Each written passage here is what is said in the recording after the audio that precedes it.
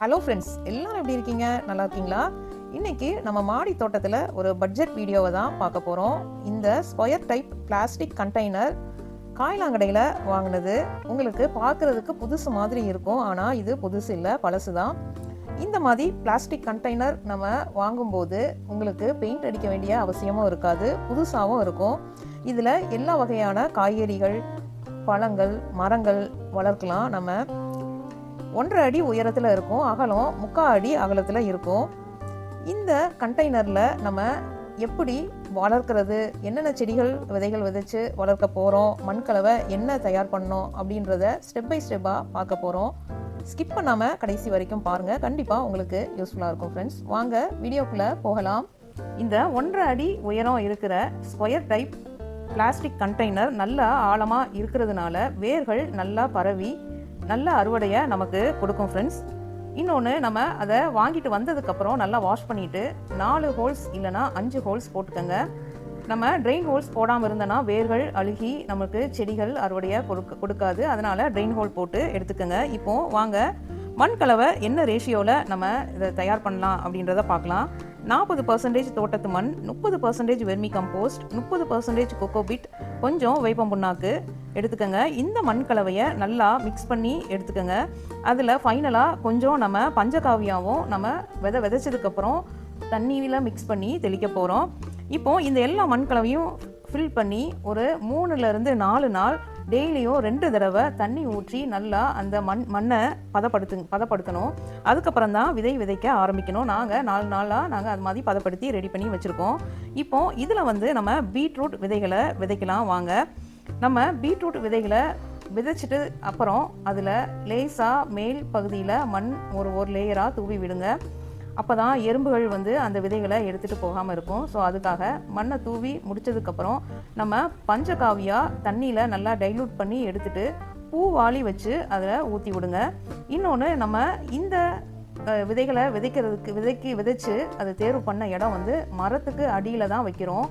ஏன்னா டைரக்ட் சன்லைட்டில் வைக்கும்போது ரொம்ப வெயில் அதிகம் பட்டுச்சுன்னா உங்களுக்கு முளைச்சு வராது. அதனால் அதிக வெயில் படாத இடமா நீங்கள் தற்சமயத்துக்கு முளைச்சு வர வரைக்கும் அந்த இடத்த சூஸ் பண்ணிக்கோங்க. நாங்கள் வேப்ப மரத்து நிழலுக்கு கீழே நாங்கள் இப்போது விதைக்கிறோம்.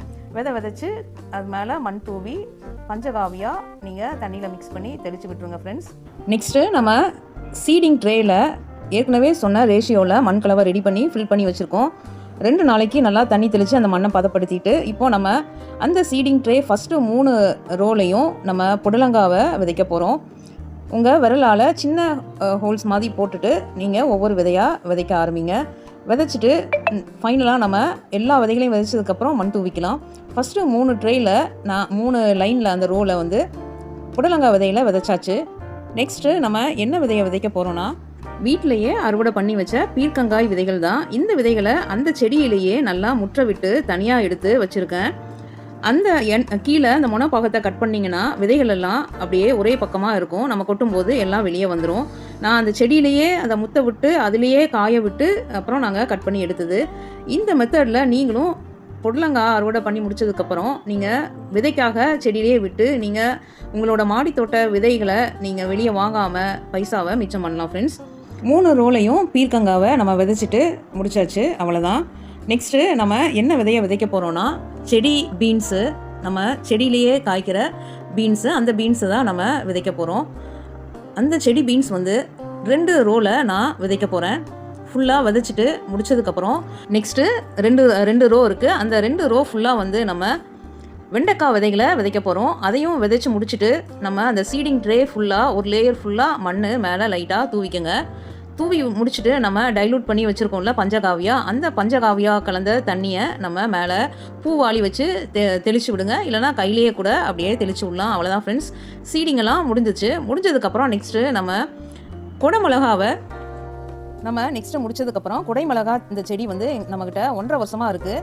இன்னும் நல்லா பூ பூத்து காய்கள் பிடிச்சிருக்கு. அதை நம்ம இந்த ஸ்கொயர் டைப் கண்டெய்னரில், பெரிய கண்டெய்னரில் சின்ன இதில் இருந்து கண்டெய்னரில் மாற்ற போகிறோம். அப்போ தான் நிறையா ஈல்டு கொடுக்குன்றதுக்காக நீங்களும் இந்த மெத்தடில் ட்ரை பண்ணுங்கள். 1.5 இயர்ஸ் கிட்ட ஆச்சு, ஆனாலும் இன்னும் நம்மளுக்கு பூ பூத்து காய் காய்க்க ஆரம்பிச்சிருக்கு ஃப்ரெண்ட்ஸ். நாங்கள் இந்த குடமிளகா செடி அறுவடை முடிஞ்சதுக்கப்புறம் நம்ம பிடுங்கி தூர போட்டலான்னு பார்த்தா மறுபடியும் நமக்கு நிறைய பூக்களை பூத்து காய்கள் பிடிக்க ஆரம்பிச்சதுனால இது மழை பெஞ்சிட்டு இருக்க டைம்ன்றதுனால நாங்கள் இப்போ மாற்றி நடவு செய்கிறோம். நீங்களும் உங்கள் மாடி தோட்டத்தில் இது போல் குடமிளகா செடி வச்சிருந்தீங்கன்னா அதிகம் பிடுங்கி அறுவடை முடிஞ்சதுக்கப்புறம் பிடுங்கி போடாமல் நீங்கள் வளர்த்தீங்கன்னா உங்களுக்கும் அதிக அறுவடையாக கொடுக்கும் ஃப்ரெண்ட்ஸ்.